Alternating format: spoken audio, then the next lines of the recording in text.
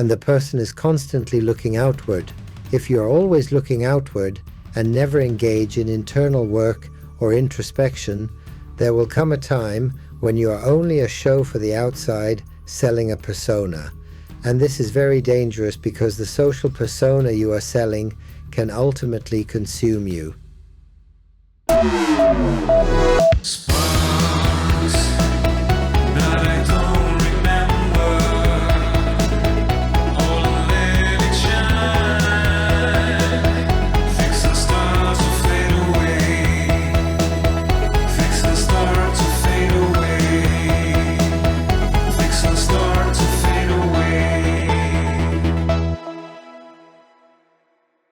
Hello, dear friends of Kabbalah Podcast. We are once again with Mario Sabán. How are you, Nacho? Shalom to all. My pleasure. Yes, cheers, Mario. You know, it's a pleasure for me too to be here with you. Today, we have a very interesting topic. We are going to deal with the issue of being perfect and the pressure of image. I was just pointing out, just before we start, that there is a certain illusion of outer perfection, but also of inner perfection. Wisdom grows where perfection ends. That's right. Well, in Western culture, we basically have two cultural influences. The influence of Judea, which later spread through Islam and Christianity, which we could call the work of the inner self.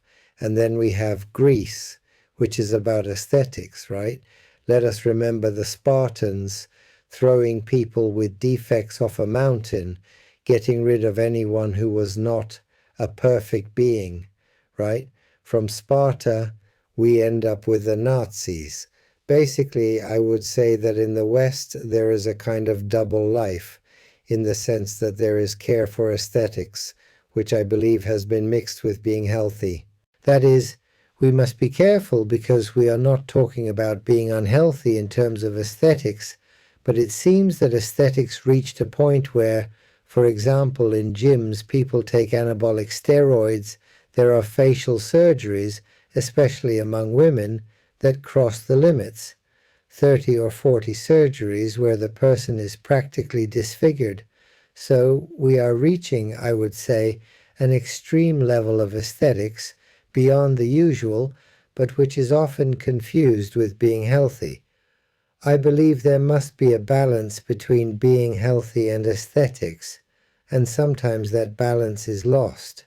The underlying question is, what need does so many people have for aesthetic care? And in my view, for radical aesthetic care versus moderate aesthetic care.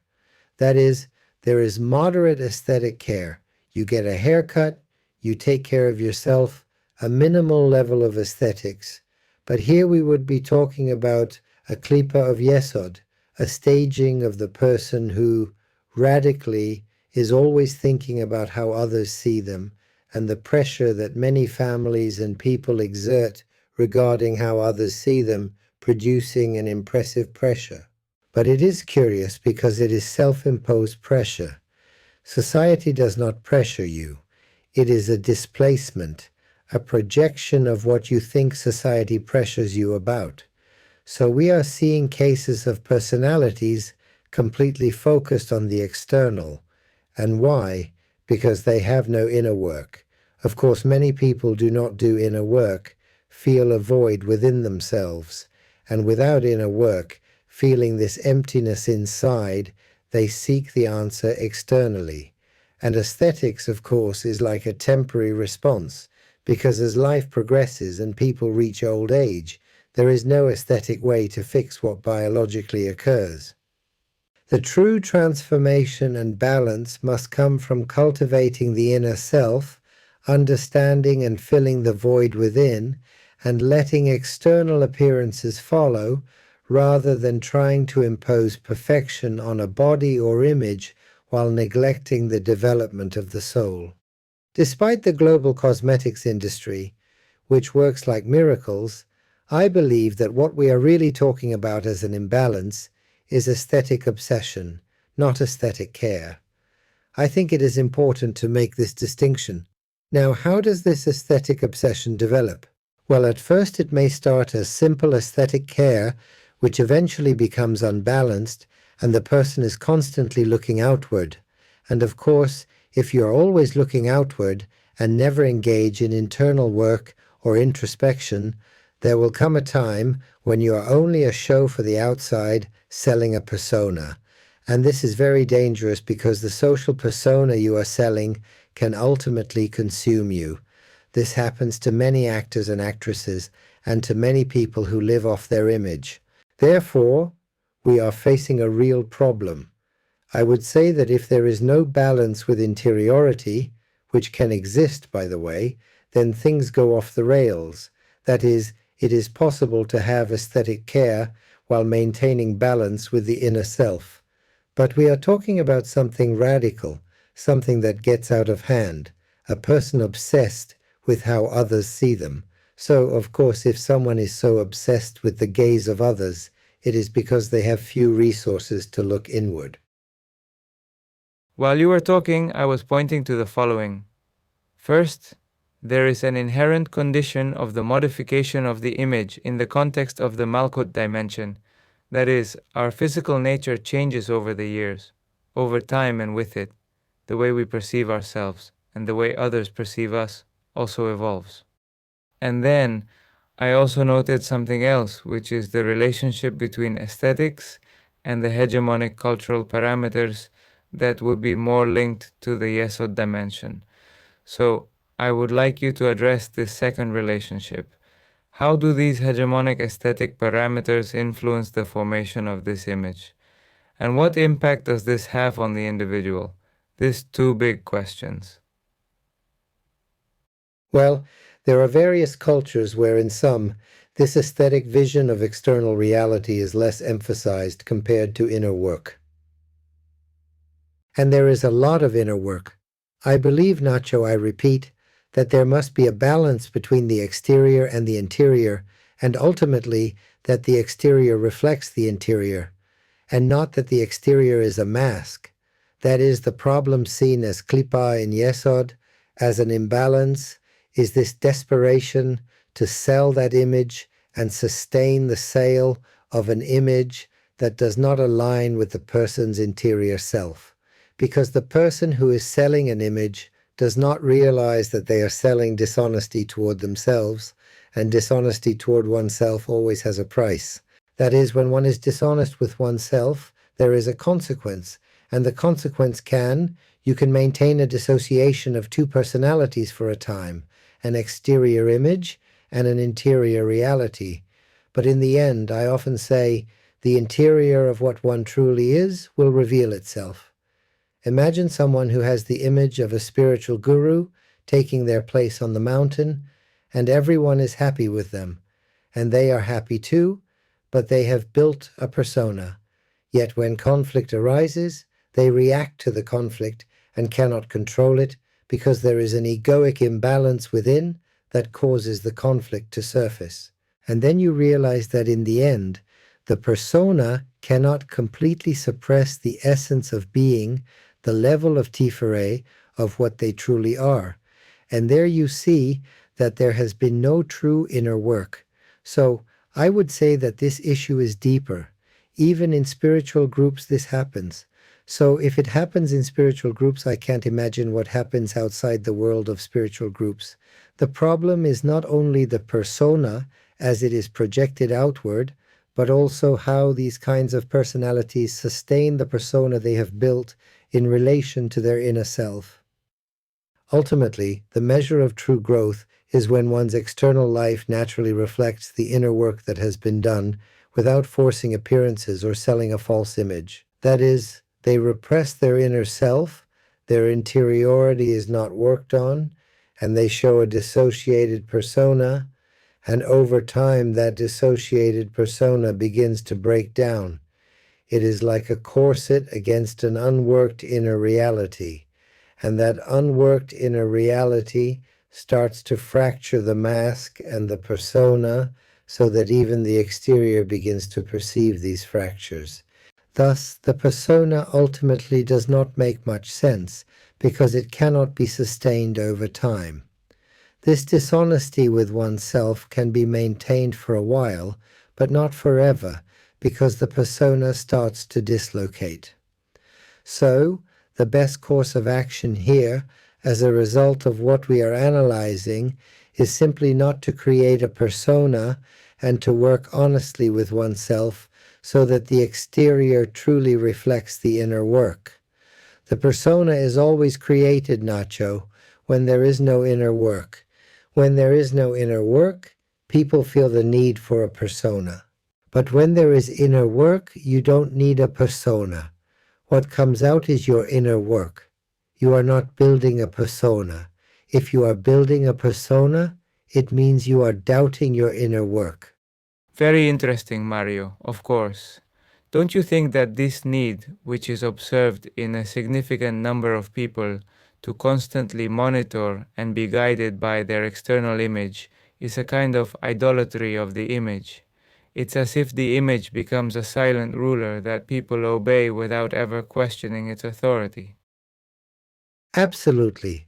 I totally agree. There is an idolatry of the image. And notice, the foundation of idolatry is the image itself. It occurs when one idolizes images. The thing is, images are always associated with anthropomorphic images of God, but it can also be the image of the car, the house, the clothing.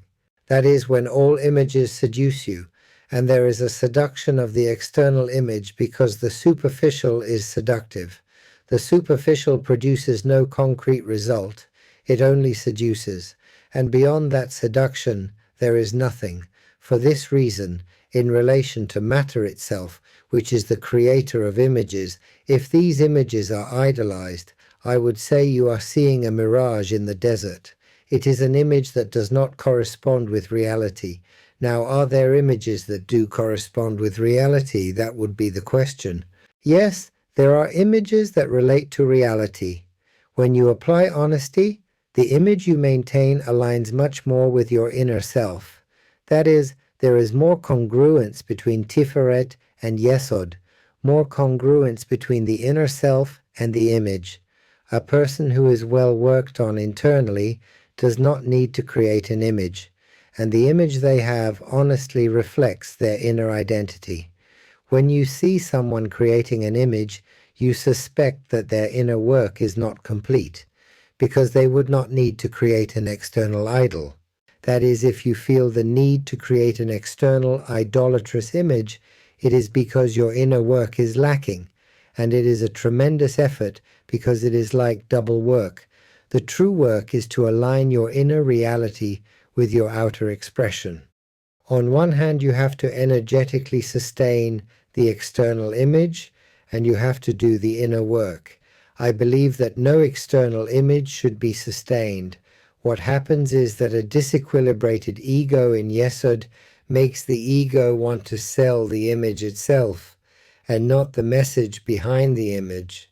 That is, there are two messages here. I sell you the image of the messenger, or the messenger has a message. If the messenger has a message and somehow embodies that message through experience, they have done the inner work. But if the messenger sells themselves as a product, as the image of the messenger, then we have a problem, because the message is lost. Now, the idolatrous imbalance we are discussing, this egoic imbalance, takes control of the image as the sale of that image itself. There is no message behind it. The image is sold without the message. As we are constantly talking about image, I could not avoid realizing that we are giving disproportionate importance to the sense of sight at the expense of the other senses. This is the first point, regardless of the fact that the construction of the image can be established through other senses. But the purely aesthetic aspect, the appearance, is perceived through the sense of sight, and this often makes us forget the richness of perception offered by the other senses. But then, of course, in reality, within our perceptual apparatus, we have sight, which allows us to perceive the image. But the structuring and construction of that image occurs in the Bina. Yes. But also what you are saying is true. Sight is what we see, what we perceive visually, and I repeat, this is not an attack on aesthetics for the sake of aesthetics. The attack is on aesthetic construction that serves no purpose. That is, the problem here is not aesthetics. The problem here is not the image. The problem here is... The image is impossible to destroy. There is always an image. Exactly. Here we are not talking about breaking the image, because then we would live in the ethereal. Yes, we live with images, and aesthetics are important too. No one is saying they aren't. The problem arises when someone enters a radical obsession with aesthetics, showing an image that has no content behind it.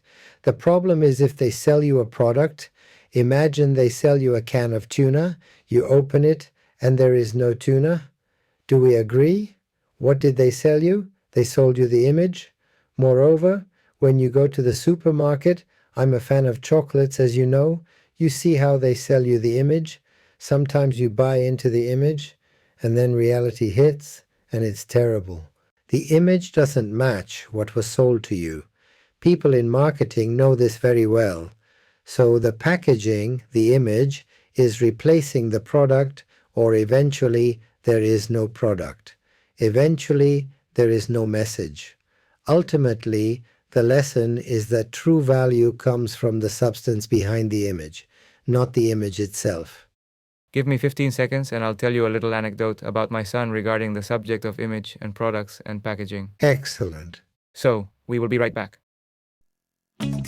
Hey Mario, you're looking tan from the lights. What's going on with you? I don't see you. Who are you? Here, I am Nacho. Oh, hey, Nacho. How are you?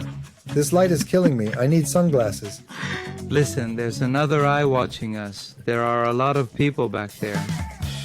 Hey, you, over there on the other side. Give it a like, subscribe, and join us. And if you want to collaborate in a more active way, here there is a QR that allows you to help us to continue and keep doing this podcast. You also have it in the link below in the comments. And on this Patreon, you'll find an online Kabbalah course in English to help transform your life and become happier. Mario, next time? Sunglasses. Umbrella. Yes, umbrella. I like that you introduced the topic of packaging, and if I may, I'll share a very small anecdote. It turns out that my eldest son was little, about 4 or 5 years old. Yes, 4, maybe 5. And we were at the supermarket, and there was a package of cookies with a picture of a robot on it. A box of cookies with a robot on the front. And my son said, I want these. So I asked him, why do you want these cookies? Is it for the cookies or for the robot? He said, no, for the robot. I asked him, but are you sure the robot you're looking at is actually inside the package? He said, well, I want to find out. So I told him, all right, I'll buy it for you anyway, so you can experience it. And so he learned an early lesson about expectation versus reality, and how sometimes the image we see isn't the same as what's inside. We can call it the frustration of robots. The frustration of the non-robot. Yes. See, here we have a relation with artificial intelligence again. The point is, I bought him the package, and when my son opened it and saw that there was no robot, not only was it not the robot from the box, but there was nothing inside at all. Of course, the cookies had absolutely no impact whatsoever. Of course, it doesn't make sense, but the person who designed the marketing couldn't sell the cookies without putting the robot on the box. But then look at what's happening here, right? They're literally selling you a pig in a poke. The problem here is that you're touching the central point of the issue we human beings have in the yesod, at least in this dimension, seeing an image and believing that the image matches the message. Now, in the field of marketing and the fragmentation of objects, it doesn't bother me as much as with the subject. That is, with the robot on a little cookie, I would say, well, the cookie factory keeps selling these illusory robots. A minor disappointment. But the problem here arises when you live a double life, a falsified life. What does a falsified life mean? A falsified life is living outwardly like a robot, but inwardly like a cookie. The problem is that there is no coherence between the image you have constructed and your true identity. And I believe not only do people notice this, but it is also very painful for the person who has to carry the work of creating that image. I often say, the more honesty a person has in showing themselves as they truly are, even with the possibility that an imbalance may appear, which ultimately we came to correct, it is not so severe. But when there is a flawless, external, idolized image that does not move, one tends to believe, as the saying goes, all that glitters is not gold. It glitters, but you believe it is gold. With objects, this may be tolerable, but with people, it generates a tremendous amount of imbalance in that character because the character starts demanding. What does that mean? The character is not a free construction where a person in their imbalance creates a character and works on the inner message. No. The character you create begins to demand from you, to require from you, and there are people who chase after their own character in a brutal race of self-demand, and they never reach it, because the character is idolized and perfect, while the person is imperfect. Therefore, maintaining the image, whether of a guru, an idolized figure, or however you want to call it, causes enormous internal strain, and all the energy that should be invested in inner growth ends up sustaining a false image of oneself. So here, we advise Kabbalah students and anyone listening that if they have created a character, they should begin a process of liberation from that character and focus on developing their content, because ultimately it is the content that will be reflected outward, not the image that has been constructed. Furthermore, there is a second layer to this analysis. It is not just the image we have created ourselves, but also the image that the family has constructed of us within our family role. There are inherited images imposed by the family structure, and often one must free oneself from these as well. Sometimes the falsified image is not self-created, sometimes it is imposed by the family. All of these are yesod imbalances that must be worked on, and in Kabbalah we do this because it is crucial for a person to live honestly. The more honestly one lives, the more energy is saved by not having to sustain a character, and that energy can then be invested in the work of inner growth. The key is to stop sustaining a false image and allow your outer presence to align naturally with your inner work.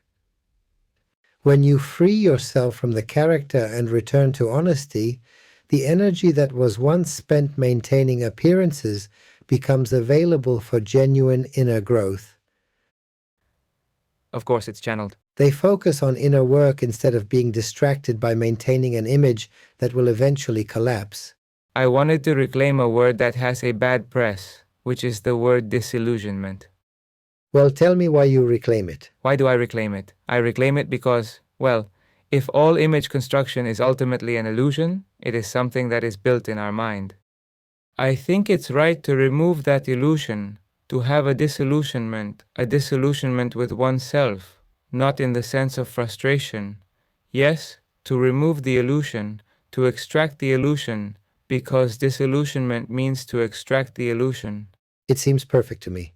Yes, sometimes people think that disillusionment is something negative. Yes, the thing is that then there's the idea to get your hopes up, which is something else, because it has a different performance. It has another meaning where I think you have to illusion yourself with the inner work. But you don't build an illusion.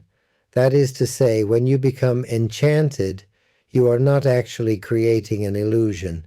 You become enchanted by the honesty with which you are doing your inner work. When you are engaged in your personal tikkun and correcting yourself internally, you are doing your true work. And so, the energies that were previously operating inside the illusion, when the illusion collapses, are now honestly redirected toward yourself, toward your own construction, toward honesty. The thing is that honesty has a price. You start finding flaws everywhere, and you discover your own imperfection. Illusion, on the other hand, keeps you wrapped in a fantasy of perfection, giving you that heroic or idolatrous mirage, the fantasy of God, the fantasy of Aphrodite, the fantasy of Hercules. You go to the gym and everyone wants to be Hercules. That's the Hercules fantasy, the Aphrodite Venus fantasy. All these Greek gods are flawless because they are pure image. But then you go to the biblical texts and Abraham was being pushed around. Someone lies to someone else. It's practically a soap opera, and in that soap opera, all the imperfections are exposed. But the good thing about the biblical text is that by revealing the imperfections of all human beings, you can also see the entire process of honest tikkun.